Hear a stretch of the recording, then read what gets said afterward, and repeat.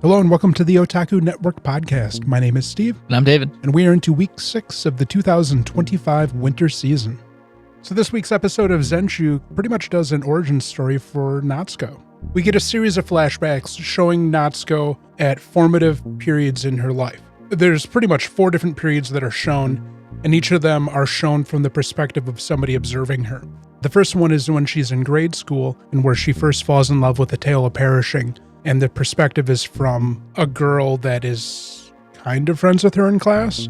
And it's showing Natsuko's sudden passion for drawing, sparked by a tale of perishing. Then we move into middle school, where her passion for drawing has consumed her, and she's bucking all of the norms of school life and doing whatever she pleases, only in the pursuit of improving her abilities.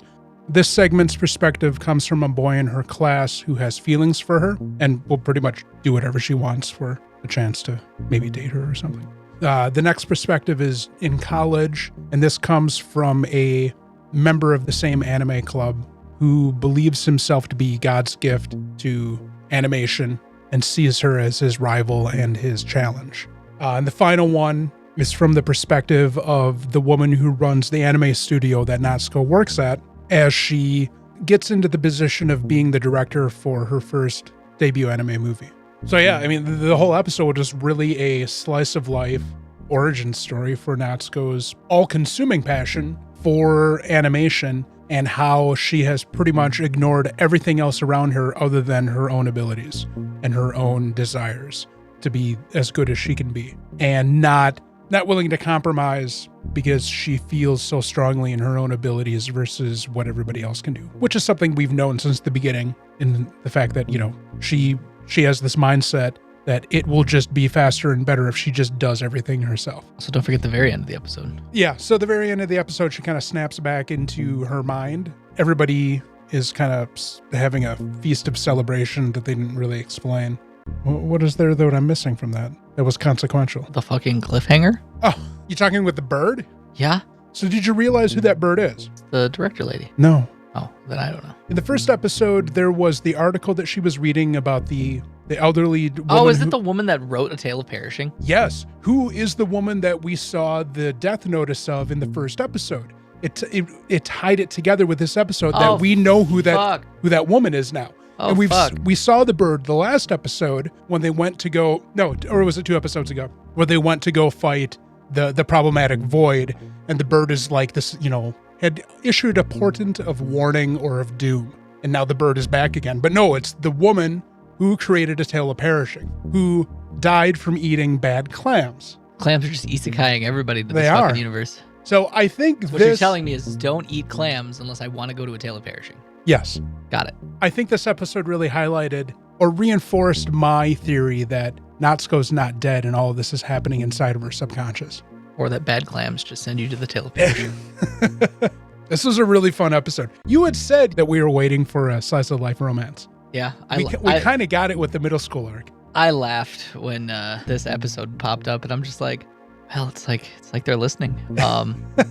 There was like 2 kind of slice of lifey parts. I think all 3 of them loved her in a way. The young girl was like a childlike innocence, love, admiration kind of thing. Yeah. And then there was, he's just a man, she's just a girl. Can I make it any more obvious? And then there was the rival guy with the wild hair. Yeah, the loving rivalry. So you kind of got all 3 versions of like the stereotypical love arcs. And then we introduce more of her in the working environment while she's already working for the studio. Actually, it also kind of shows the love that the higher up lady, the studio's president, I feel like she loved her in a way too. Like she wanted her to grow out of being this like insular child.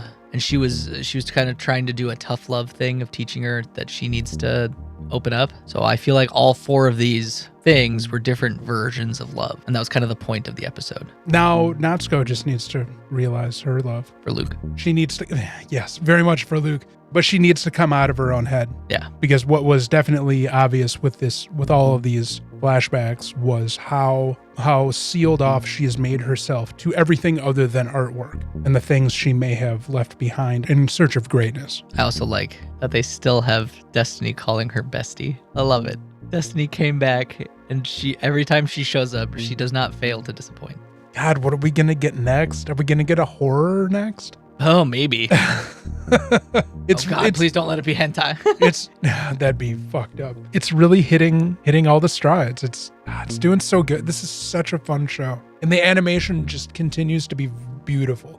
Outstanding episode. Outstanding. As always. This show is killing it. It is a strong front runner for 2025 as a year of anime. So I think it's time to move on to probably what will be at the bottom of the ranking. Oh God, fucking for this year. Damn it! I was trying to avoid talking about this shit show. So we pick up immediately where we left off. Cohenzel is fighting Fargo, and he very anticlimactically kills Fargo as Garenpin throws him his sigil of office. As Cohenzel goes and strikes him in the forehead with this big fuck-off knife, killing him. And how do they thank Garenpin? They just fucking leave him there to die. So then we get Landgrave Stomvolek. So they lure into where the Landgrave is, and he basically is like, it's okay, priests. Fargo will take care of them. His techno-mechanical clergy are the ones that help him sacrifice all of these elf demi-human maidens. Demi-human maidens. And they go on this deep lore about how they're looking for a demi-human that has the right mixture of fairy and humanness. Apparently there's something about like black-haired demi-humans are a rare thing. And they're super fairies. So they are holding the princess of wherever hostage from the borderlands that Weed and Thong Princess are looking for.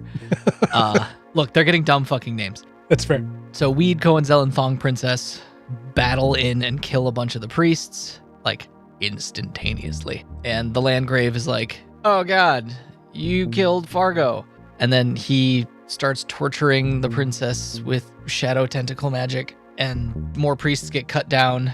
And then he tells the head priest beard dude to go activate the secret weapon while he tries to hold off Cohenzel. Cohenzel's like, you fight just like you did 20 years ago, old man.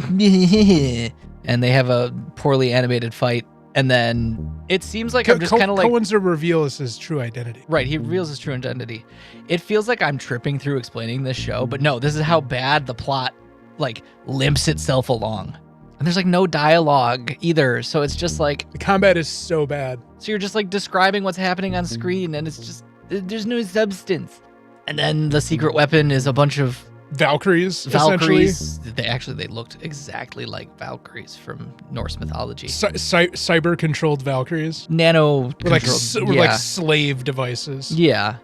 And then Cohenzel can hear that the souls are trapped because they're fairies. Of servitude. And then the princess has this weird like revelation thing, and Cohenzel looks like the fucking Archangel Michael, and I'm just... I started losing it at that point. And then Cohenzel like has a freak out and like black things pop out of his back. It's so spectacularly awesome that it destroys the slave gear. They look like the helmet Mindslaver, the card. Anyway, it's just that's basically it. You're not missing much from the things that I did miss. This anime is really going off the rails and what kind of story it wants to tell. I don't know what's going on anymore. I don't want to watch the rest of it. It's a dark fantasy. I hate it. Where Cohenzel is fighting against tyrannical evilness. We're trying to convince everybody that they're not as evil as they really are. So, the whole thing was they all got together to fight this evil nation Wiztech, but apparently they're just as bad as Wiztech. The sad part is like, I've liked some dark fantasy anime in the past. Like Overlord? That show was fantastic. I think it has to be an isekai / dark fantasy. I've said it before, you just need to watch Berserk. I would argue that even some portions of Sword Art Online are also dark fantasy. And I loved all of Sword Art Online. I know you hate it. I don't like isekai. I know several people hate it. I loved it. I was so invested in Sword Art. Sure. I thought it was fantastic. One of the best isekais ever. I would say the best isekai ever would be Escaflowne. Zenshu is pretty good isekai too. Yeah, I guess. And Zenshu is you can't even say it's not. Zenshu's a fucking isekai. I just look at it as just this love letter animation in general. It checks off so many boxes. It's an isekai. At the heart, it's an isekai. Correct. And you love an isekai. You love this show. Sure. You have proudly told me before that you would never love an isekai. Oh, it was bad. This episode just proves the plot doesn't matter. I don't understand what it's trying to accomplish by trying to make these villains even more villainous than we already know they are. What purpose is that trying to serve? Like, he can only get so evil. What's the point of making him more evil? We're already on Cohenzel's side. Like, we know the guy sucks. You don't need to keep convincing us that Cohenzel needs to defeat him. Yeah. So what the fuck is like, the point? The dude's a cunt. Yeah. We get it. Yeah, it serves no purpose for him to like just keep getting worse. And they're all going to be like that. That's how this is going to roll out. We knew that Fargo sucked. That he The sad part is like reading just the description of this anime. Like, that sounds kind of interesting. Like a dude going to overthrow an empire that, that fucked him. Sounds kind of shitty. Yeah. I'm on board for this. That'd be cool. If without the dark fantasyness, that sounds like a cool, fun adventure anime. Hey, I have a series that's like that for you. The Heroic Legend of Arslan. My point is this is deviated from that description that we got at the beginning. It hasn't. It's just focused in the wrong direction. It's lost its intent by trying to outdo itself at every turn for no payoff. Like, there's literally no payoff. All it's showcasing is the original author's sadism at this point. Yeah. How many more fucked up concepts can I come up with to apply to these characters that need to be cut down? Like, it serves no purpose. Also, did you notice the weird, like, face throbbing on the arm girls? Oh, yeah. As they are writhing in agony. Yeah. Yeah. And how the artwork just broke down there. Oh, the combat was so bad. It was so low effort. I think the production team is like regretting doing it too. Can we talk about a better anime now? I just suffer every week. This week in Sakamoto Days, I don't know, it's a really short story concept. We've got yet another assassin that is looking to make his fame and wealth through taking out Sakamoto without understanding what he's really faced up with. This assassin in turn is it's Gon grown up. Gon from Hunter x Hunter. This assassin, his name is Heisuke, who has a parrot companion, and apparently he's a crack shot sniper. But nobody likes him, and he's terrible at everything else in life other than shooting. So he's unemployed and living on the roof of a building, trying not to starve. So he goes after Sakamoto, is convinced that that's not really Sakamoto, and makes friends with the team. Plot diversions. Sakamoto and crew decide they're going to go into a paintball tournament. Heisuke decides he's going to do the paintball tournament too to earn some money. Gets there, finds out he needs to be on a team, begs himself on to Sakamoto's team. Sakamoto, Heisuke, and Shin are a trio of paintball aficionados, and Lou is just their cheerleader, but she's hit the sauce pretty early. She pre-gamed the pregame. She spoils everything by cheering on Sakamoto, saying his full name, which clues in Heisuke that they lied to him. This is really his target, and so he moves into assassin mode and pulls out his actual rifle and starts just cracking shots off. Sakamoto takes a hit in his hand, taking off some meat, which is healed up at the end of the episode, which was disappointing. Anyways. Oh, they continuity erred. Whoops. I expected no less. Sakamoto and Shin versus Heisuke. Well, with how fast he can, gain and lose weight, having superhuman healing it would also make sense. That was more than just a flesh wound. Tis but a flesh wound. End of the day, they outwit the stupid sniper, whose only ability is truly his ability as a sniper. Otherwise, he's completely rock stupid. With his cool ricochet bullets. Those were cool. Yeah. I had problems with that. You have a problem with suspending disbelief. There's a hyperfixation on details when the shit's just made up and bullshit that bothers me. Anyways, so the competition. You don't watch enough Shonen. No, for a reason. The Sakamoto and crew, even though they're fighting each other for 3/4 of the event, end up winning it and splitting the savings, only giving Heisuke 50 yen. Because his bullets destroyed the city. Oh, that's right. That's why. Because they had to do all this repair work, so they pretty much had no money left. I really expected Heisuke to be working at the Sakamoto store by the end of this. there's gonna be one more inclusion to the family. I just feel it. And I have a feeling it's going to be him. Don't get me wrong. I enjoyed Heisuke, even though he fucking looks like Gon. But going through his whole flashback thing about showing how he's failed in everything and how he went and worked for some shitty assassins company and they're all like, why don't you just fucking kill yourself because you're useless? They didn't tell him that, but that was essentially the vibe they were giving him. Yeah. The best part of the episode, though, was the post-credit scene where we have Shin asking Aoi how her and Sakamoto got together. And then he's seeing it through Aoi's memory. And it's a really cute scene, kind of retreading over the initial meeting between them in the convenience store and expanding further upon it. And then at the end of it, to cut it off, when Sakamoto realizes what's happening, he does another one of his mental assassination attempts on Shin and just tells him, never read my wife's mind again. Aoi's mind is off limits. Yeah, which is understandable. It's 100%. The episode was okay. There were moments of it that were enjoyable and moments of it that were like, just, oh, really? Do we have to be doing this? I thought the whole episode was fun. Lou being just Lou continues to be the best. Hammered was hilarious. Lou continues to be the best. And while I shit on him, Heisuke is not a bad character. He's amusing. I think the whole Sakamoto family is great. I still don't like Shin very much. I love Shin. I love him so much. I also like when Sakamoto sucked in his neck so the bullet did. Oh yeah, so the bullet would miss him at one point? Yes. I laughed so hard when he sucked in his chin fat so the bullet would miss. You know what I appreciate? I also like how they all were still connected via the earpieces. They were talking shit to each other. Through their two-way communicators. Yeah. I loved the fact that they did not choose to reuse the thing of Sakamoto's glasses being bulletproof. I appreciate that so much. Let's just come up with more stupid concepts to like build up the mythical status of Sakamoto as this invincible force. I just like how he's like, this looks nothing like Sakamoto. Yeah, and they're like, you're right, it isn't. This is definitely not Sakamoto.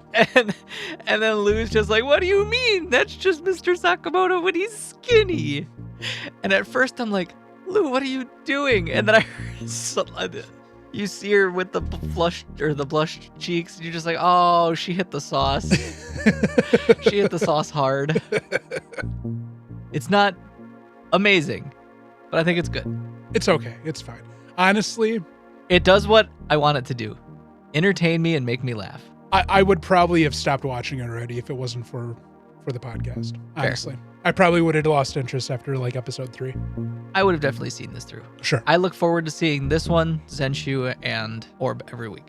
But Übel Blatt, I loathe it. I had a trauma response to that episode. It was bad. What makes it even worse was how good Zenshu was this week. I know. And that Übel Blatt just came in with this pile of pedantic garbage to besmirch it. Steve, Zenshu is feeding off the life force of Übel Blatt. It's sucking all its will away from it. It's sucking the life out of it. Just Übel Blatt is aware that it is a terrible series and that it's surrounded by better series, and it doesn't know why it even has a time slot on TV. Zenshu was phenomenal this week. A+. Übel Blatt was garbage. F-. Sakamoto was all right. I think it was an A, but Gon, grown up, was an okay character, but I don't know. The episode really didn't do anything. It just kind of puttered along. Made me laugh. And honestly, at the end of the day, that's really all that matters with Sakamoto Days. Because that's kind of the point of Sakamoto. Yeah, we shouldn't be looking at Sakamoto Days to tell us an engaging, deep story. No, it shouldn't. That's what I've been doing, and I've just been happy. I'm not expecting that from it. I just don't like some of the bullshit it's done because it's been obnoxious. You suck at suspending your disbelief. Depending, yes. Like, respectfully, I love you, Steve. You're one of my favorite people, but you have a very poor ability of suspending your disbelief. Depends on the context. And it's because you do, and again, not trying to be rude or disrespect you, you do really like a lot of stuff that is rooted in reality. You watch a lot of slice of life, and that's all very reality. Because I've found that I really enjoy stories that focus on the characters themselves, and usually that's the linchpin for slice of life stories is it has to focus on the characters because it does not have a fantastical world. It's really difficult to find a story with a setting that's fantastical or outside of normal reality that does focus so strongly on the characters themselves because it's using the world to be the thing that's interesting about the story. Frieren is an example until they fucking lost it. The back half of season 2 with that goddamn wizard training thing, the test thing, lost it for me. I was so mad when they did that. They wasted so much goddamn time with that shitty section of the story. Oh, I was so mad. It's like, great, it's a fucking Chunin exam in this amazing series. They should make a shonen pointed at girls. They do. It's called Magical Girl anime. That isn't just Magical Girl anime. Strong, like a Luke Braveheart level. Trying to think. But like a good, strong female lead that is the like fantasy hero.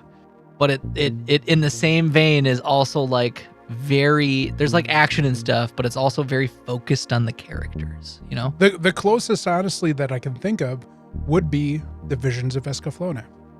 All right. Well, thanks again for listening. Don't forget to like and subscribe, leave a message, contact us on our socials, and harass us in Discord. Don't forget our series that comes out on Wednesdays called Anime Plus, where we are continuing to wrap up talking about Orb on the movements of the Earth. If you're watching Übel Blatt, tell us what you hate about it. I would think, or love about it. To be fair with Übel Blatt, I have seen a lot worse anime. Fair. It's not good, but I've seen worse. It's not like it's the worst thing that's existed, but it's pretty abysmal. Yeah, that's fair. All right. I think that wraps it up. We'll talk to you guys next time. Thanks again for listening.